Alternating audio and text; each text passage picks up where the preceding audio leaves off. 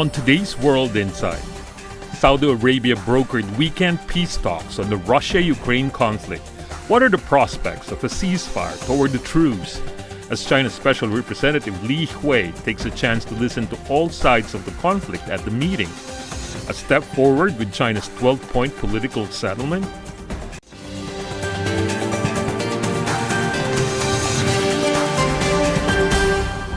Hello and welcome to World Insight. I'm Tian Wei.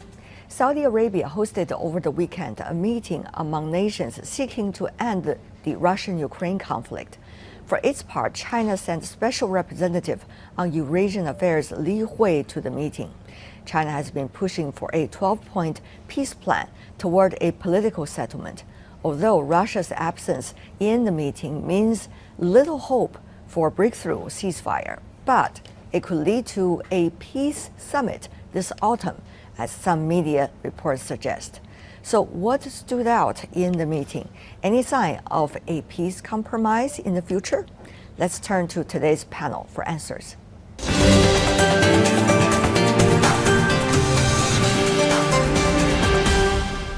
For more on the Ukraine peace talk, we are joined in Brussels, Fraser Cameron, Senior Advisor for European Policy Center. In Birmingham, Umar Karim, an expert on Saudi politics at the University of Birmingham.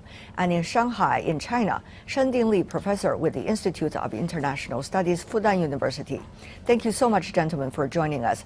Now, give us your analysis of the backdrop with which the realities of the battleground is having what kind of impact on the negotiation table? Mr. Cameron. Well, it's having a global impact. It's affecting European security, energy, food prices. In the global south, it's affecting food security. In terms of relations between the major powers, it's led to a deterioration, which we haven't seen for some time. So you've got a global political, economic security crisis because of this war.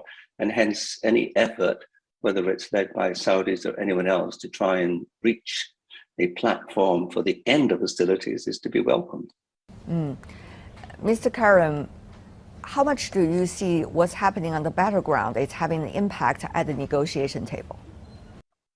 I think this summit is quite interesting because we have seen that the Ukrainian offensive has not made much promising results.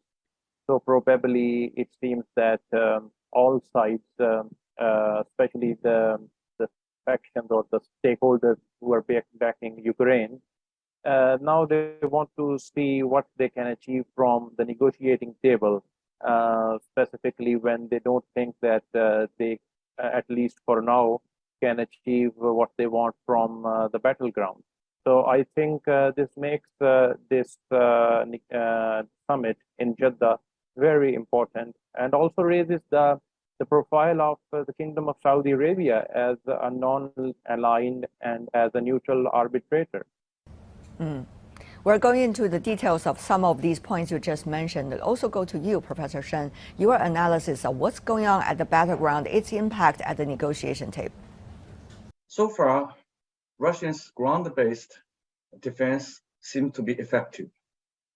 And Ukraine's interest in offensive advance has suffered significantly. And it's not guaranteed they can make a successful military progress very quickly. And the casualty promises to be high. Therefore, President Zelensky is turning to a mixture of military pressure and the political talk as his new approach to deal with this very complex issue. What does that mean, the absence of Russia this time, for the possibility of any degrees of success for the negotiation right now? Mr. Cameron.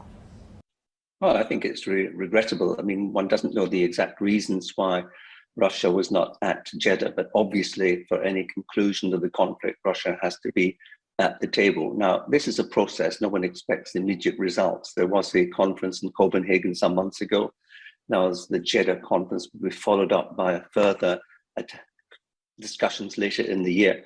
So no one's expecting that tomorrow the conflict will end and all will be well. But it's, as Winston Churchill said, jaw is better than war.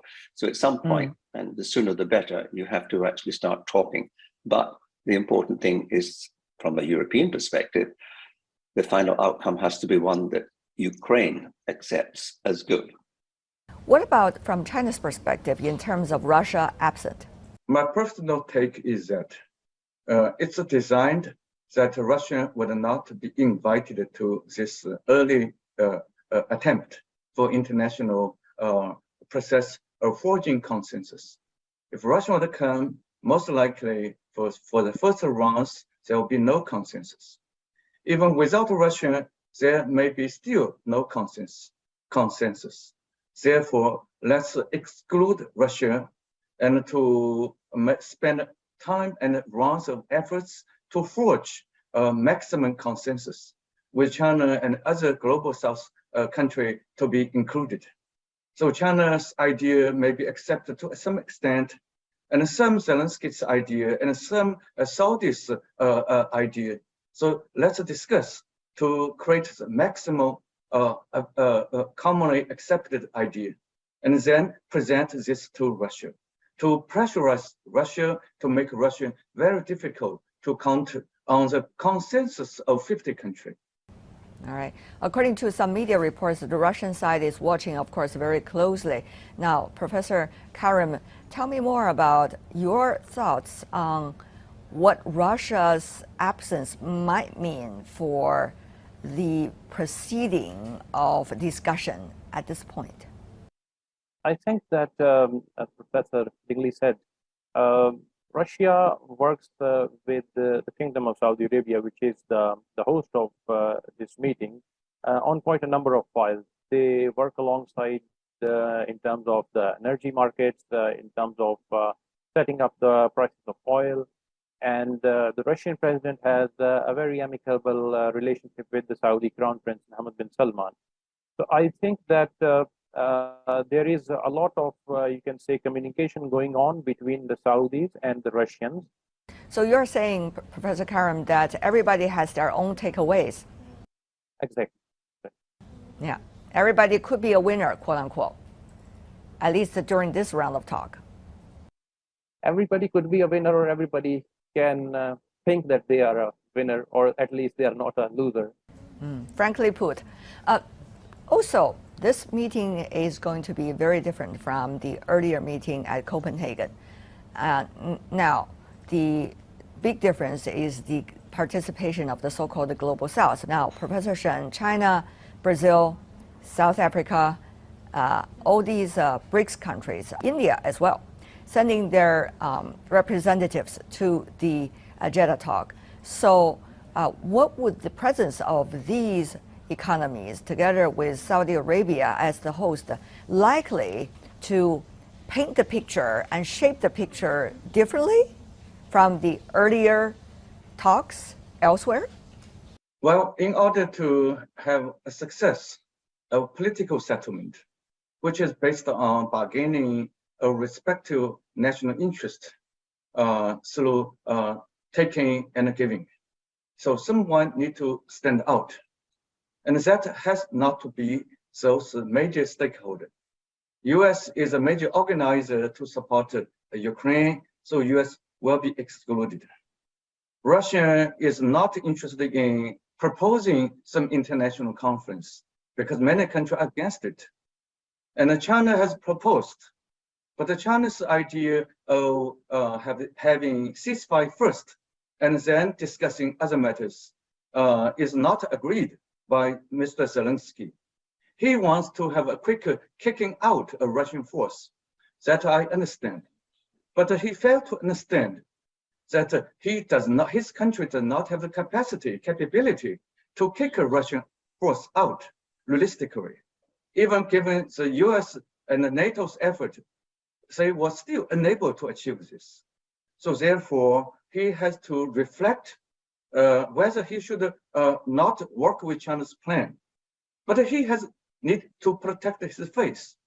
So the best way for everybody to have faith is to have non-China, non-Russia, non-US, non-Ukraine, but someone everybody can accept. And there are many countries that can fit this role. But at this time, since Saudi is interested in play a peace bridging role, so it has become the host of this process. Right.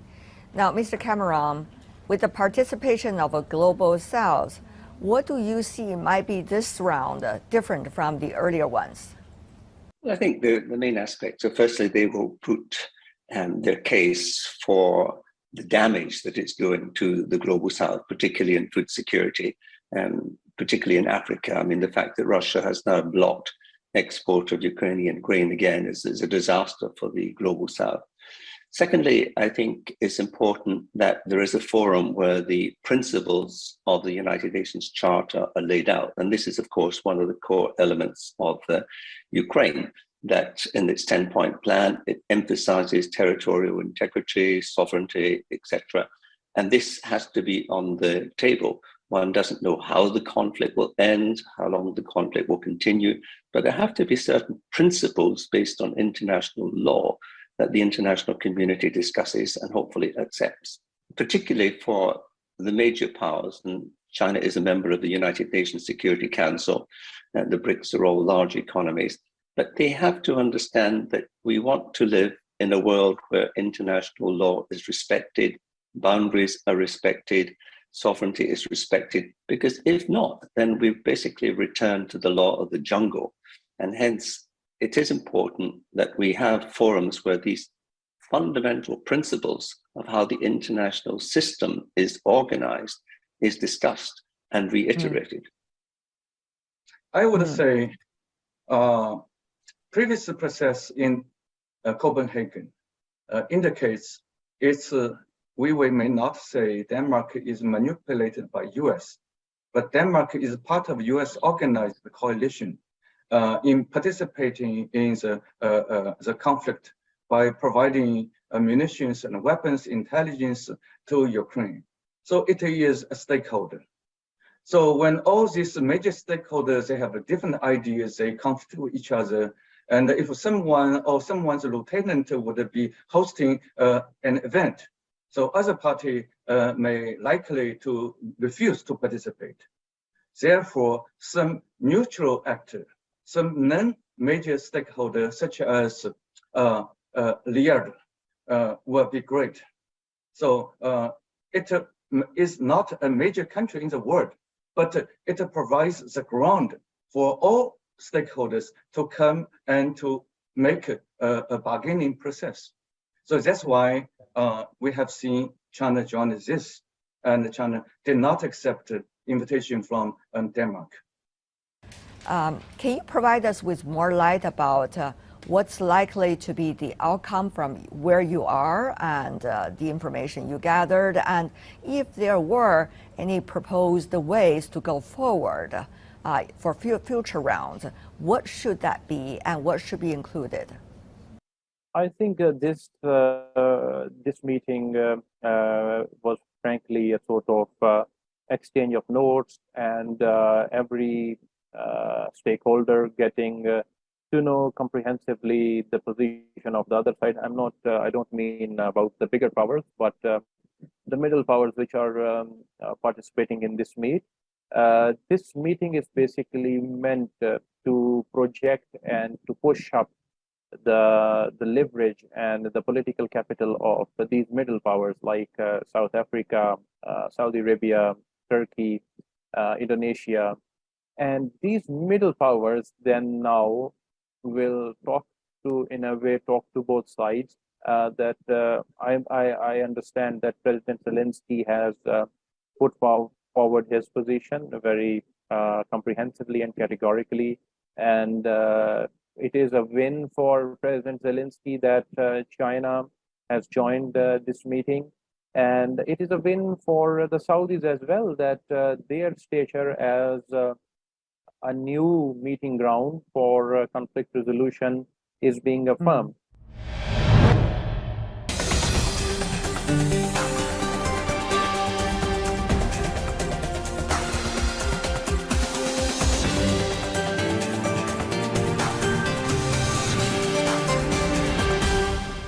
Mr. Cameron, if there were any proposal for future rounds to continue, what do you see should be important components of it? Well, I think President Zelensky has been quite clear. He welcomed the meeting in Saudi Arabia, and he said that, look, the more international countries get involved and understand the nature of the conflict, the better. But there are core principles at stake, which he had outlined, including in his 10-point plan, which he presented previously in Saudi Arabia and to the Arab League. China had a different set of proposals. But the point going forward is that, yes, there can be other countries involved in the discussion, but ultimately it's going to be between Ukraine and Russia. Now, there are discussions in various fora in New York and elsewhere all the time about the conflict. So there are many discussions taking place, and it will be against the background of what happens on the battlefield. At the moment, we know it's a kind of stalemate. So therefore, there's more room potentially for diplomatic maneuvering. How it will evolve will depend on, firstly, how things evolve on the battlefield, and secondly, the pressure on Putin. Now, Putin gets pressure from international partners and other countries to make a compromise. It might just make an impact. And that's why the EU thought it was very important that China was at the table this time, because China is a key partner of Russia. And if China can influence Russia in any way, that would be good. Mr. Cameron, you talked about, quote, room to maneuver. What exactly is the room that you're talking about here, referring to? Well, in terms of, what Mr. Carlton was saying earlier, in terms of how you could ease the sanctions burden on Russia for allowing grain exports, you have to achieve small steps in terms of building confidence. It's not going to be easy. Nobody thinks it will be. Nobody knows how long the conflict will continue for. But unless you try and engage in some confidence building measures, because ultimately Ukraine and Russia can't shift their geography. They're going to be condemned to live together for the next, millennium. So they need to work out some compromise in the end. Mr. Shen, to you, what should be included if there were any proposal about future talks? We should have a compromise, talk, rather than to refuse talk. The ultimate objective of the talk is to retain Ukraine's territorial integrity. But if Ukraine cannot defeat Russia on the battlefield immediately, Ukraine should have a practical roadmap to talk with several phases. Phase 1 to get Donetsk back. Phase 2 to get Donetsk back. Phase 3, southern Ukraine back. And phase 4, phase 5 to have Crimea back. Probably not finish in 1 year, but would continue this talk for 10 years, 15 years, just like after the ceasefire of Korean Peninsula, there is no peace settlement for 70 years. So Ukraine has to be prepared for this cruel realism. But Russia should be pressurized to be ready to give Ukraine's territory as soon as possible. Even Russia's military is not defeated on the battleground. They should still return others' land. What's being proposed vis-a-vis the ultimate goal of peace? This I want to ask: Are they the same? Are they the same thing, or actually things are already being shaped in ways that peace is not the goal, but something else? Just to be frank here, Mr. Cameron. Now, peace is obviously the goal. As I said, President Zelensky welcomed the meeting in Riyadh. From the Ukrainian perspective, as Professor Chen said, they want to restore their territorial integrity and sovereignty. That's a basic principle of the United Nations. We know it's not going to be easy because of the Russian occupation of, 1/5 of the country. So therefore, there has to be, firstly, a global recognition of what Russia has done. So that is, I think, important in forums like this to say, look, Russia is the aggressor here. And if we want to change this, they have to put pressure on Russia. So that's point 1. Point 2 is to provide pressure on both sides to say, look, it's important to start confidence building measures like prisoner exchanges, which do happen, but could be intensified. export of grain, protection of nuclear safety, protection of the ecosystem, and so on. That's all included in Zelensky's 10-point plan. That's what has to happen, more discussion here, because no one expects the conflict on the battlefield to finish tomorrow. It's going to go on for some time. So it's a two-pronged process, and nobody knows exactly how it's going to end. Mr. Karim, how shall we have a rational understanding of whether any negotiation is successful or not? Any proposal is reasonable for the future or not? Yeah, unfortunately, disinformation and partisan discourses, they have been the part and parcel of this conflict from the very start. And in every dimension of this conflict, it has remained an essential element. And unfortunately, not only this disinformation has come from the Russian side, but this disinformation and the discursive, you can say, the discourse of an offensive or discourse of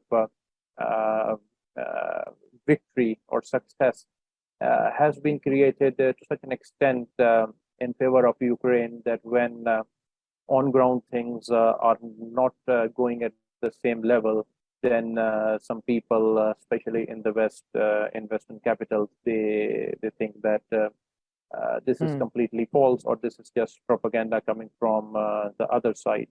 I think from a Ukrainian perspective, and probably the key thing would be, because when the conflict started, there were clearly some countries or people within those countries, especially in the global south, who thought that Russia is not the aggressor, or whatever you argue it with, however is the logic. But a lot of people thought in the global south that this is a war which was imposed upon Russia.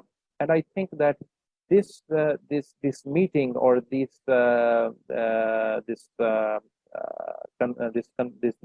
negotiations in Jeddah, they are you can say an attempt in the right direction from the Ukrainian side, because major representatives of the global south, major representatives of the Muslim world, major representatives from all the non-aligned parties, which are not really aligned to anybody in this conflict, are present there. And at least they are accepting some elements which do give Ukraine a favor. And I think that in the long term, this will be a problem for Russia, because politically, because discursively, ground is lost by the Russians, and the Ukrainians have gained some good ground. And I think that let's say in 15 or 20 years there are political changes within Russia, then maybe things would be different. But peace is, I think, every leader wants peace, but it's a battle for truth as well. Right. And yeah. So there are a lot of things going on besides what is going on at the battleground and also at the negotiation table. There are issues concerning all the other players. For example, as all of you indicated, the price of the oil, the price of food, especially for the developing economies, and also the exacerbated degree of pressure and challenges the Russian-Ukraine crisis has been put on the global economy, and also the geopolitics in our world today, which is already quite complicated to begin with. So, Professor Shen, to what extent those pragmatic issues do you see can be resolved, or at least being sought with solutions? If there were solutions to them, what do you think, once again, should be included in the proposal leading up to the next round, hopefully? Well, in my personal private secret agenda, we should have several components to be designed to protect those war-stricken family and people in Ukraine, to provide shelter, food to them. So that may entail the Red Cross of international organization to assist. And a regional state Red Cross may help in their respective capacity. And also, after the Crimea Bridge bombing, Russia has quitted the agreement to guarantee food and energy, fertilizer can be shipped out from the region to the rest of the world securely. But Russia now has quitted for a reason. Maybe we disagree with the Russians' reason, but we still need to work with Russia to restore the previously system to make it still operational. So we need to talk to Russia rather than not to invite Russia. We still need to invite Russia to cater its legitimate interest.